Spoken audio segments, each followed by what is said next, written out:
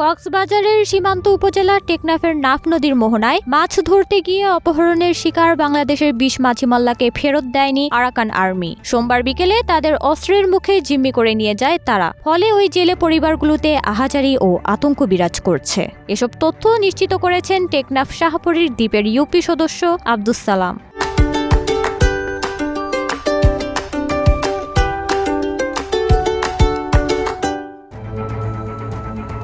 তিনি বলেন, আবারও বাংলাদেশ পানিসীমা থেকে ১৫টি মাছ ধরার নৌকাসহ ২০ মাঝিমাল্লাকে ধরে নিয়ে গেছে মায়ানমারের বিদ্রোহী সশস্ত্র গ্রুপ আরাকান আর্মি। এর আগে মায়ানমার নৌবাহিনী বাংলাদেশি জেলেদের ধরে নিয়ে গিয়েছিল। সে সময় একজন জেলে গুলিবিদ্ধ হয়ে মারা যান। এসব ঘটনায় জেলেপল্লীর মধ্যে আতঙ্ক বিরাজ করছে। ঘটনাটি বিজিবিকে অবহিত করা হয়েছে বলেও জানায় এই জনপ্রতিনিধি।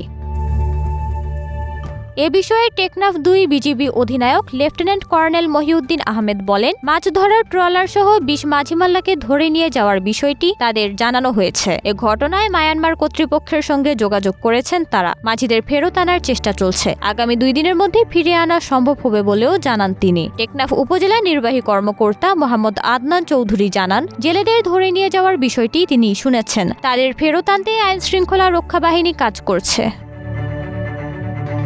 পরিবারের উপার্জনক্ষম ব্যক্তিদের মুক্ত করে দেশে ফিরিয়ে আনতে প্রশাসনিক দপ্তরে ধরনা দিচ্ছেন স্বজনরা। যেভাবে হোক সরকারের সহযোগিতায় যেন তারা অচিরেই দেশে ফিরে আসতে পারে সে কামনা করছেন ভুক্তভোগী পরিবারগুলো।